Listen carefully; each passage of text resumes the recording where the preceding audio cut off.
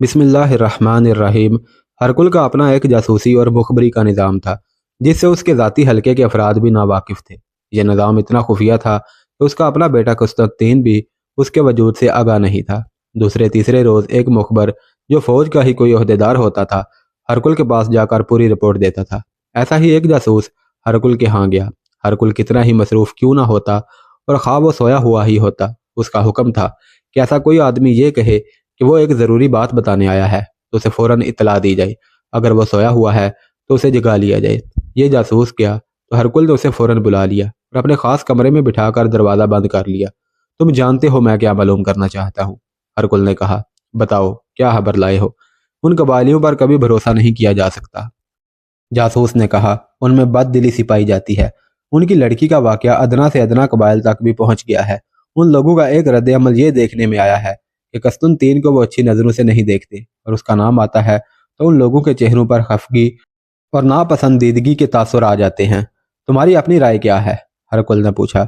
अगर मैं हुक्म दे दूँ कि हिम्स की तरफ पेश कदमी करके हिम्स को मुहासरे में ले लिया जाए और कोशिश ये की जाए कि मुहासरा तूल ना पकड़े, तो क्या ये कबायली दिलो जान से लड़ेंगे? उन्होंने एक शर्त अपने सामने रख ली है, जासूस ने जवाब दिया। वो कहते हैं कि रूमी फौज लड़ेगी तो वो उसका साथ देंगे, और अगर वो फौज जोश और जज्बे से ना लड़ी तो तमाम कबाइल के लोग यहाँ से चले जाएंगे। शहनशाह मुअज़्ज़म, असल बात यह है कि आप इस मुल्क की खातर लड़े हैं, लेकिन ये कबायली सिर्फ अपना, अपने बीवी बच्चों और अपने मालो अमवाल का तहफ़्फ़ुज़ चाहते हैं। उनकी बातों से पता चलता है कि मुसलमानों का पल्ला भारी हुआ तो उनके साथ ये लोग जा मिले या ना मिले यहाँ से चले जाएंगे, और आप उनकी मदद से महरूम हो जाएंगे। और अपनी फ़ौज का जज्बा कैसा है, हरकुल ने पूछा। क्या अपनी फ़ौज में जोशो खरोश और ताजगी नज़र आती है? नहीं शहनशाह मुअज़्ज़म, जासूस ने कहा। आपके दिल को दुख पहुँचाकर मुझे दिली रंज हो रहा है, लेकिन मेरा फ़र्ज़ है कि हकीकत बयान करूँ। हमारी फ़ौज में कोई ताजगी नज़र आती है, ना ही जोशो खरोश नज़र आता है। मैंने खुद खैमों में बैठकर बातें की और उनकी सुनी हैं।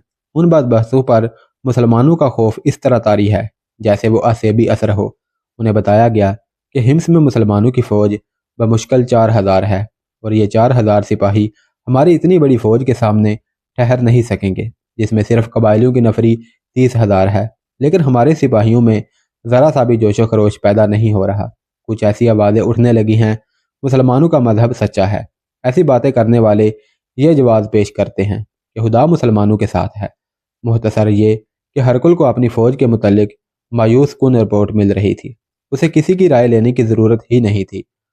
वह खुद मर्द मैदान और तारीख का एक काबिल जर्नैल था। जंगी अमूर को और फ़न हरब ज़रब को खूब समझता था। लड़ना भी जानता था और लड़ाना भी जानता था। वह अपनी फ़ौज का और कबायली लश्कर का तजज़िया खुद कर सकता था। उसके पास अब यही एक रास्ता था कि वह फ़ौरन हिम्स पर हमला कर देता।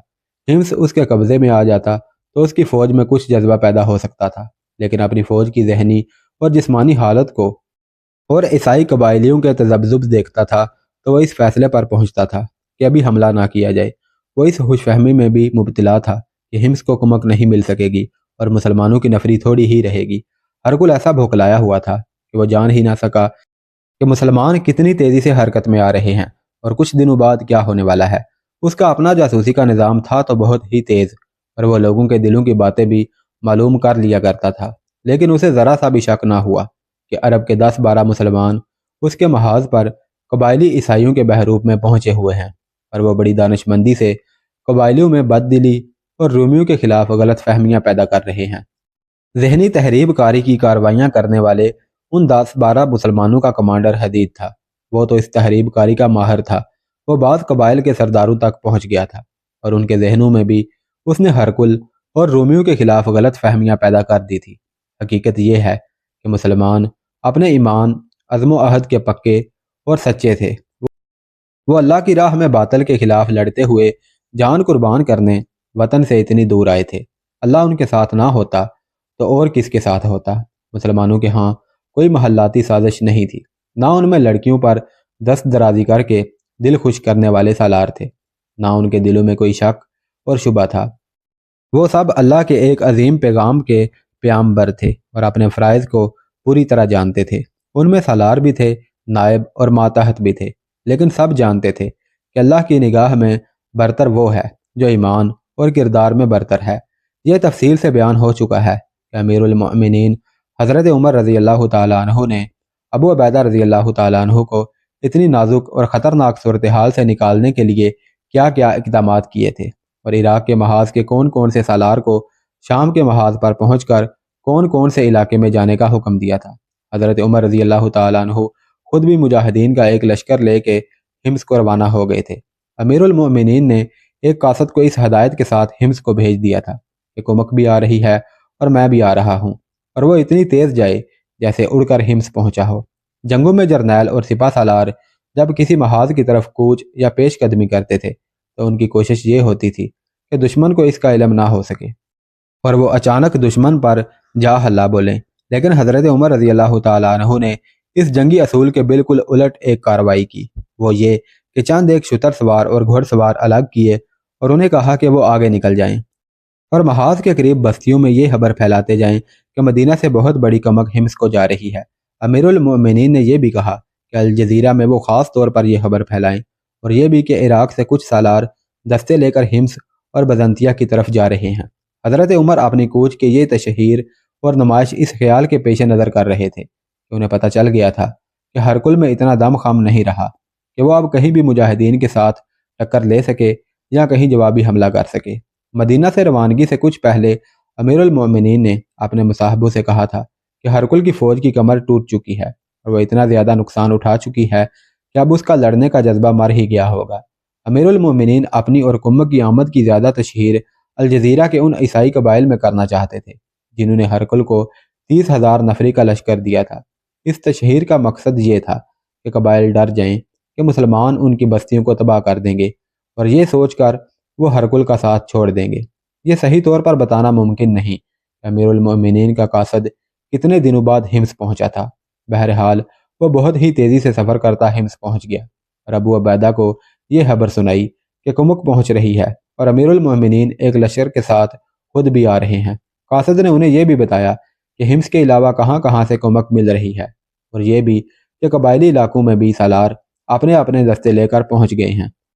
تصور میں لایا جا سکتا ہے کہ ابو عبیدہ نے کس طرح سکھ اور چین کا سانس لیا ہوگا۔ وہ تو سپہ سالار تھے، وہاں کوئی چھوٹے سے چھوٹا مجاہد بھی جیتی ہوئی بازی ہارنا نہیں چاہتا تھا۔ ابو عبیدہ نے مجاہدین کو صورتحال سے آگاہ کر دیا تھا کہ اس سے بچنے کا ایک ہی راستہ رہ گیا ہے کہ جان قربان کر دو۔ ہر مجاہد نے عہد کر لیا تھا، فتح ہے یا موت۔ ان حالات میں امیر المؤمنین کا قاصد ابو عبیدہ کو یوں نظر آنے لگا جیسے اللہ نے آسمان سے رحمت کا فرشتہ اتارا ہو۔ خالد بن ولید بھی 4,000 گھوڑ سواروں کے ساتھ حمص پہنچ چکے تھے۔ خالد بن ولید خطرہ مول لینے والے سالار تھے۔ انہوں نے مشورہ دیا تھا کہ باہر نکل کر لڑیں گے، لیکن ابو عبیدہ اور دوسرے سالاروں نے یہ مشورہ قبول نہیں کیا تھا۔ اب اطلاع ملی کہ اللہ کی مدد امیر المؤمنین کی صورت میں آ رہی ہے تو خالد بن ولید رضی اللہ تعالیٰ عنہ بہت ہی خوش ہوئے کہ اب باہر نکل کر لڑنے کا موقع ملے گا۔ امیر المؤمنین کا یہ قاصد واپس چلا گیا اور ایک ہی دن کے وقفے سے دوسرا قاصد آ گیا۔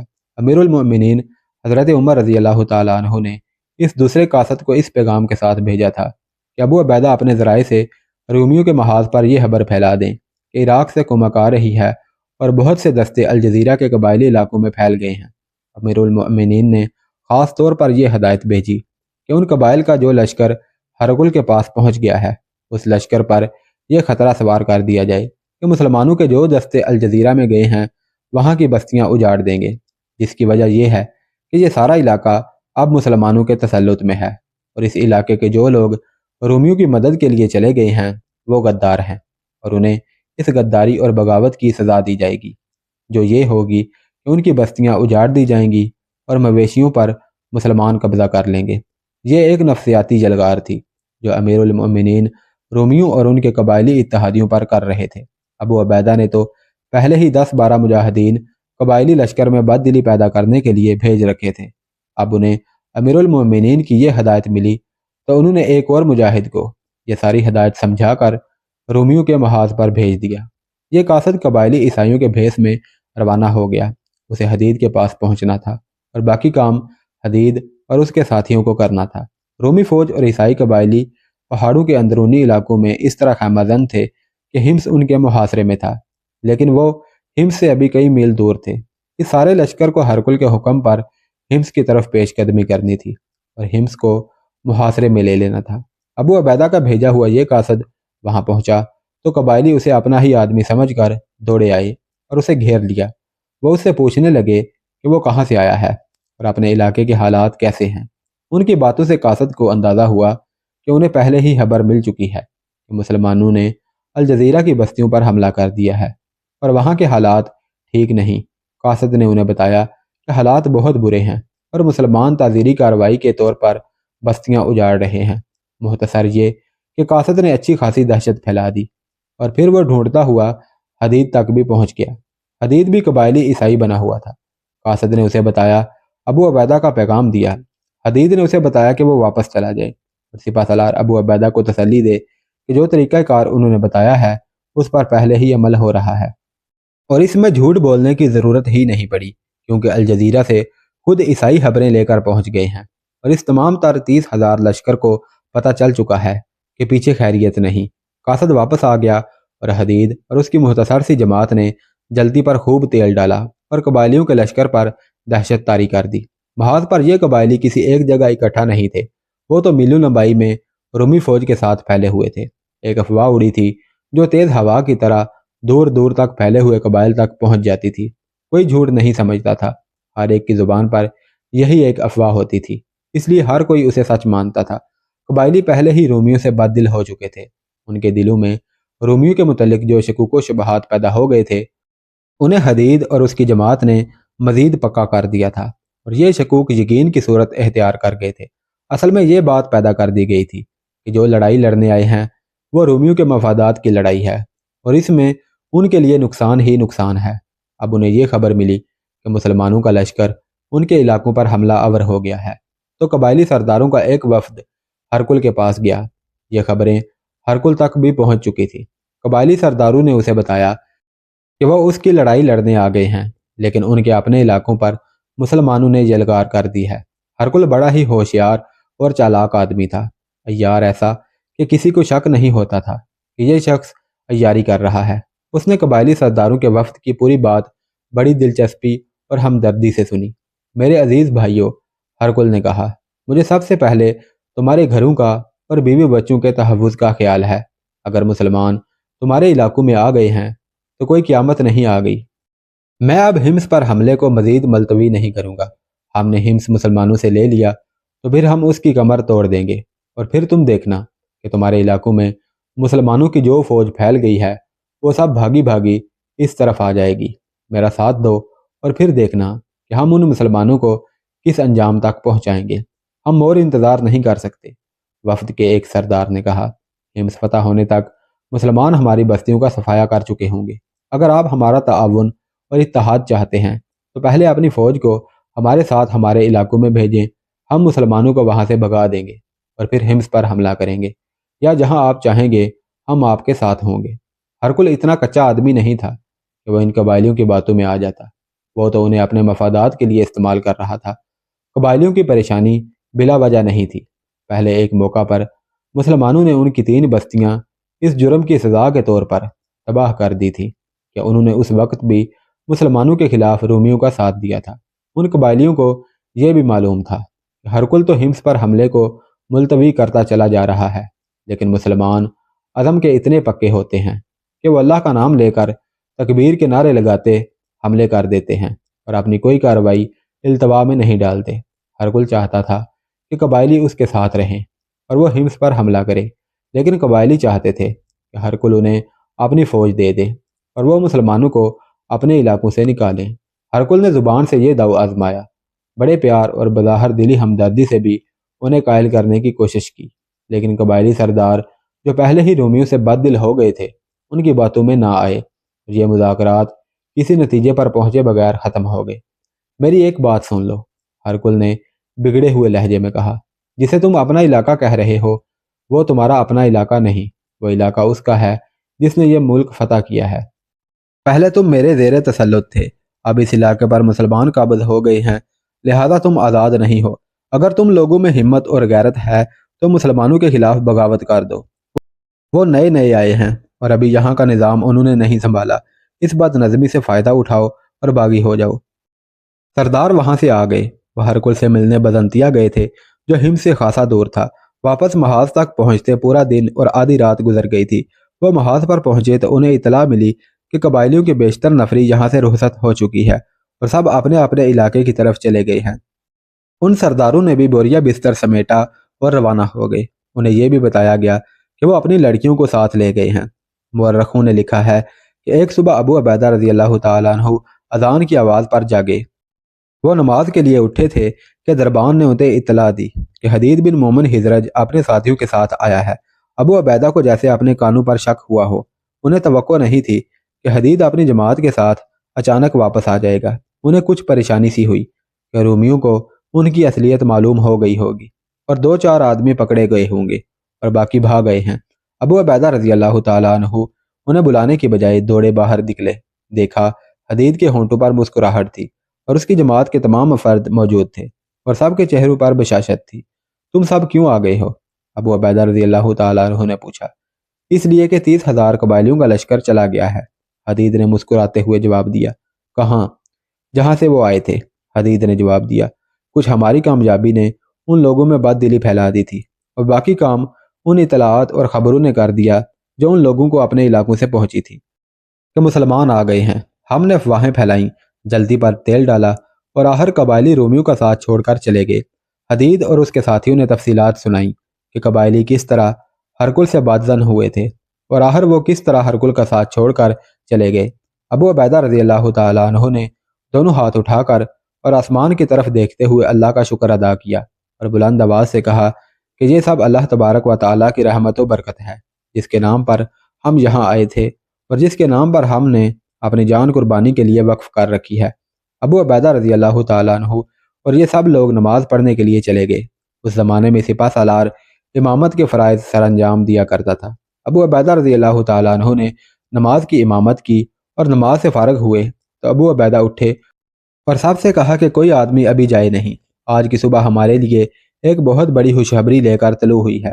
ابو عبیدہ نے بڑی بلند آواز میں کہا اور ہزارہ مجاہدین جو وہاں موجود تھے سناٹے میں آ گئے۔ ابو عبیدہ نے اعلان کیا 30,000 عیسائی قبائل کا لشکر رومیوں کا ساتھ چھوڑ کر اپنے علاقوں میں چلا گیا ہے۔ یہ اللہ کی غیبی مدد ہے۔ اللہ نے قرآن کی سورۃ الزمر میں فرمایا ہے کہ جنہوں نے شیطان سے منہ موڑ کر اللہ کی طرف رجوع کیا ان کے لیے خوشخبری ہے۔ اللہ نے اپنے رسول صلی اللہ علیہ وسلم سے اس آیت میں فرمایا ہے کہ میرے ان بندوں کو خوشخبری سنا دیں جو میری بات سنتے ہیں اور نیک راستے پر چلتے ہیں، اور اللہ انہیں کو صحیح راستہ دکھاتا ہے، اور یہی ہے جو عقل و ہوش والے ہیں۔ اللہ کے یہ بندے تم ہو جنہیں اللہ نے آج خوشخبری بھیجی ہے کہ الجزیرہ کے قبائلیوں کا وہ 30,000 کا لشکر جو ہمارے لیے ایک بہت بڑا خطرہ بن گیا تھا چھوڑ کر ان سے بدظن ہو کر چلا گیا ہے، اور پیچھے روم کی تھوڑی سی فوج رہ گئی ہے۔ یہ فوج تم سے پہلے ہی خوف زدہ ہے اور اس فوج میں اتنا سا دم خام بھی نہیں کہ تمہارے سامنے ایک دن بھی ٹھہر سکے۔ نعرہ تکبیر۔ کسی نے پھیپھڑوں کا پورا زور لگا کر یہ نعرہ بلند کیا اور ہمس کے زمین و آسمان اللہ اکبر کے گونجدار اور گرجدار دھماکے سے لرز اٹھے۔ یہ نعرہ بلند کرنے والے خالد بن ولید رضی اللہ تعالیٰ عنہ تھے جو ابو عبیدہ رضی اللہ تعالیٰ عنہ کی مدد کے لیے کنسرین سے آ کر ہمس میں مقیم تھے۔ انہوں نے شہر سے باہر نکل کر لڑنے کا مشورہ دیا تھا، تو سپہ سالار ابو عبیدہ نے نہیں مانا تھا۔ اب انہیں شہر سے باہر جا کر کھلے میدان میں رومیوں سے آمنے سامنے کے مارکے کا موقع مل گیا تھا۔ مجاہدین اسلام ابو عبیدہ رضی اللہ تعالیٰ عنہ بڑی پرجوش آواز میں کہہ رہے تھے، انشاءاللہ یہ مارکا شام کا آخری مارکا ہوگا۔ جس طرح عراق کی سرزمین زرتشت کے پجاریوں سے پاک ہو گئی ہے، اسی طرح شام سے رومی ہمیشہ کے لیے چلے جائیں گے اور یہ زمین بھی پاک ہو جائے گی۔ مجھے یہ کہنے کی ضرورت تو نہیں تھی، لیکن ایک بار پھر یاد دلانا ضروری سمجھتا ہوں۔ ہم نے یہ ملک اس لیے فتح نہیں کیا کہ یہاں حکمرانی کریں گے یا یہاں کے بادشاہ بن بیٹھیں گے، بلکہ ہمارا مقصد اور ایمان یہ ہے کہ یہاں اللہ کی حکمرانی قائم کریں گے۔ یہ بھی سن لو کہ ملک فتح کرنے پر ہی ہمارا کام ختم نہیں ہو جاتا، بلکہ اصل کام اس کے بعد شروع ہوتا ہے۔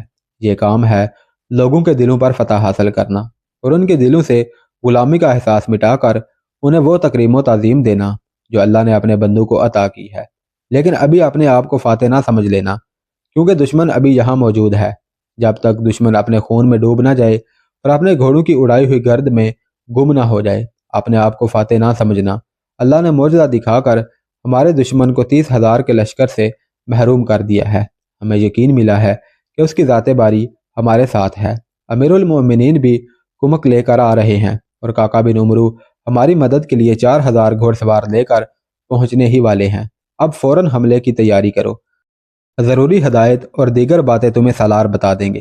مجاہدین کے اس لشکر کی جذباتی اور جسمانی کیفیت ایسی ہو گئی جیسے ان میں نئی روح پھونک دی گئی ہو۔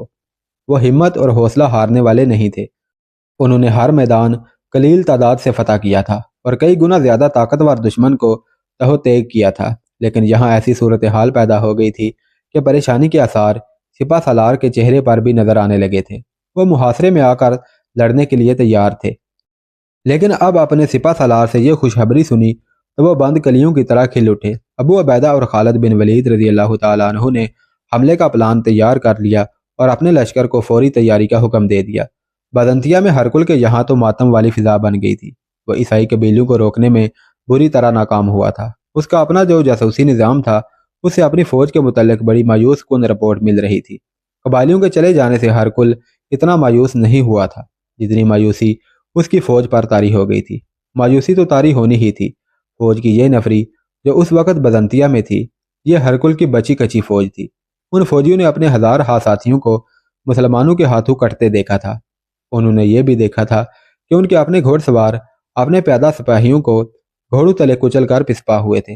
3 مورخوں کے مطابق اس وقت تک شام کی جنگ میں ہرکل کے تقریباً 90,000 فوجی مارے جا چکے تھے اور زخمیوں کا کوئی شمار ہی نہ تھا۔ صحیح سلامت گھوڑے جو مسلمانوں کے ہاتھ آئے تھے ان کی تعداد ہزاروں میں تھی۔ ہرکل اپنے بیٹے قسطنطین کے ساتھ وہاں گیا جہاں اس کی فوج خیمہ زن تھی اور جس نے ہمس کو محاصرے میں لینا تھا۔ یہ فوج دور دور تک پھیلی ہوئی تھی۔ اسے ایک جگہ اکٹھا کیا گیا اور ہرکل نے اپنے فوجیوں کا حوصلہ بڑھانے کے لیے بڑی جوشیلی تقریر کی، لیکن اس نے دیکھا کہ اس کے فوجی یوں چپ چاپ اور بے حس و حرکت سن رہے ہیں جیسے ان کے جسم بے جان ہو چکے ہوں۔ یہ فوج تو ہرکل کو اپنے قریب دیکھ کر نعرے لگایا کرتی تھی، لیکن اب اس فوج کا یہ عالم تھا کہ جس قدر جوش و خروش سے بات کرتا تھا اس کی فوج اتنا ہی مردہ ہوتی چلی جا رہی تھی۔ کسی نے رسمی طور پر بھی نعرہ نہ لگایا۔ ہرکل بغیر لڑے پسپا نہیں ہونا چاہتا تھا۔ اس نے اپنی اس فوج میں جان ڈالنے کے لیے ایک اور حربہ آزمایا۔ تم ارض روم کے شیر ہو، ہرکل نے بازو ہوا میں لہرا کر کہا۔ تم روم کی عزت اور ان کے محافظ ہو۔ تم نے اس ملک پر حکومت کی ہے۔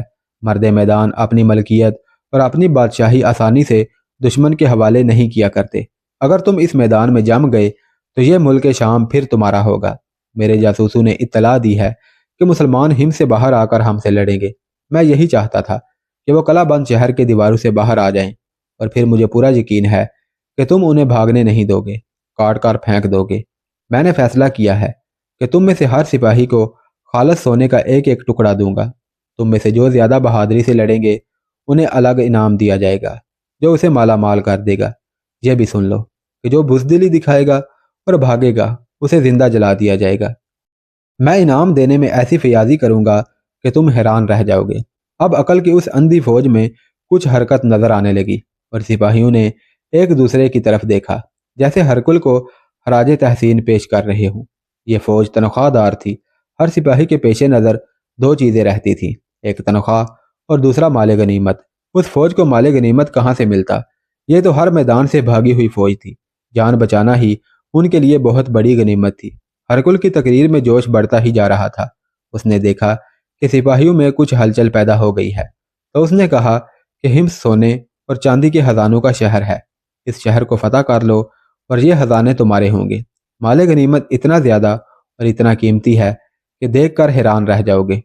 اس شہر میں انتہائی حسین لڑکیاں اتنی زیادہ تعداد میں ہیں کہ ہر سپاہی کے حصے میں ایک لڑکی آ جائے گی، اور جو سپاہی کسی بھی لڑکی کو ساتھ لے کے آئے گا وہ اسی کی ملکیت رہے گی۔